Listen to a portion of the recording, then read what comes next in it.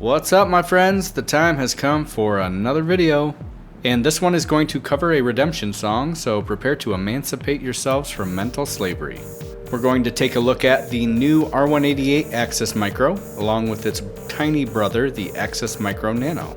But first, we're going to take a trip down memory lane, just in case some of you haven't seen my previous Axis Micro videos. When I first learned of spinners back in, I think, December of 2016, I received several from Etsy shops to do videos on. Further investigation of the market led me to Last Room Standing and the Axis Micro, and I became a little obsessed with it and I needed to get one. In fact, it was that design that led me to Fabian's video review and then on to joining SpinSpace. It took me a bit to understand the secondary market between the rarity of certain designs and their value, but on January 25th of 2017, I made my first secondary purchase, the stainless steel Axis Micro with tungsten weights. Now this one here, this is the version 2 titanium, as my original stainless steel Axis Micro had a little nick on it and I couldn't have that, so I sold it to get a minty fresh one. I probably checked the tracking on that one every hour, and to this day it's my favorite unboxing or first impressions moment of any spinner. Jordy Wallace of Focusworks now owns the design, and he was kind enough to send out the new version of the Micro and the Nano, both in stainless steel. So a big thank you to him for this opportunity. So, starting with the Micro, the gorgeous design remains largely the same, but there have been some amazing improvements that fix all the issues I had with the previous version. First on the list, that set screw. The older Micros had this single set screw in the side to mount that 608 bearing. In addition to looking ugly, if you tightened it too much, that pressure on the bearing would cause the spin to slow way down and feel chunky. Too little and the bearing could be pushed easily, making the grips uneven and rub up against the body. Occasionally I can feel that set screw hole when fidgeting, which kind of takes away from the experience. The latest edition does not use the set screw retention system, and all three waists are buttery smooth. Speaking of the bearing, as the new name indicates, the Axis Micro r188 uses an r188 bearing. On the older designs, I had to use an adapter to convert it to r188 because I definitely prefer that spin profile over a 608. The new Micro has it incorporated to the design, with one side having the engraving of the make, model, and date, and on the other a brass retaining ring. And rather than use the same old slot system from nearly every Chinese design, Jordy implemented this cool 4-peg system, and they sent along this tool, which I think looks amazing. I absolutely love it, and it is my favorite system that uses a retainer capsule for mounting. Just put the pegs in the hole and twist. Obviously, the change of stock bearings mean a change in grips, but they did keep the classic 3-ring design that works so well. Focusworks' greatest change from the version 2 grips was to make them screw on again, instead of the abomination of these magnetic grips, where each side kind of spins independently on its own. Much like the Ego I just did a review on, and it's not very pleasant.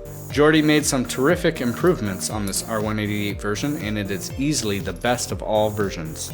People often ask me why the Axis Micro is still one of my favorites after all this time, and the answer is easy. For starters, I think it is hella attractive with these polished tungsten weights inside their deep metallic nests. The way the light bounces off of all the different angles makes for the most spectacular spin effect I've ever seen. And you can't forget about the extreme comfort and fidgetability from these thick chamfers and rounded waists that flow all the way to the ends of the arms. I can fidget with it for days, never tiring, and my finger never finds an awkward spot to flick from. There is something magical in this design, and much respect to Jordy and the team for keeping it alive and improving it. I think the only thing I would experiment with would be to maybe machine down the area under the grips, making the bearing press fit, and that way the grips would have a lower profile without a gap between the body. But it's absolutely magnificent just the way it is. I mean, come on. Next up we have the Axis Micro Nano, and this little guy is freaking adorable. Look at it, it's barely larger than the grips of the full size. As far as I can tell, it is a perfectly scaled down version of the larger one, with the exception of the grips being thicker. I'm sure that was adjusted so that you could maintain the grip and have proper clearance for a spin. Under the grips is the smaller r188 bearing, and with it the Nano spins very nicely. The most comfortable fidget with the Nano is using my index finger pinched between these two, and just like its bigger brother, I always find the right spot to flick. The great thing about really small spinners, and this is probably the smallest I've ever seen, is that they are perfect for stealth mode fidgeting. The Nano is silent and easily concealed, so if you like to fidget in public places, but you don't want that attention or people asking you questions, a Nano is a great way to go. That being said, I think it would benefit from being slightly larger to accommodate for larger hands, but I really enjoy the Nano for what it is. A 1.1 inch, 11 gram miniature version of one of my favorite designs of all time. So, after all that, it should be easy to determine that I highly recommend the new r188 Access Micro and its Nano brother. This design will always have a special place with me. If you are interested in checking one out, head over to the FocusWorks site and see if anything is available. And that link will be in the description below. If you want to chat about it, make sure to head over to the Daily Fidget, where we love talking fidgety stuff, and that link will be in the description below as well. Alright, thank you for watching, and if you want to support the channel, please consider subscribing by clicking the button on the left, and by watching some of the other spinner reviews here on the right. Because without you guys, this doesn't happen.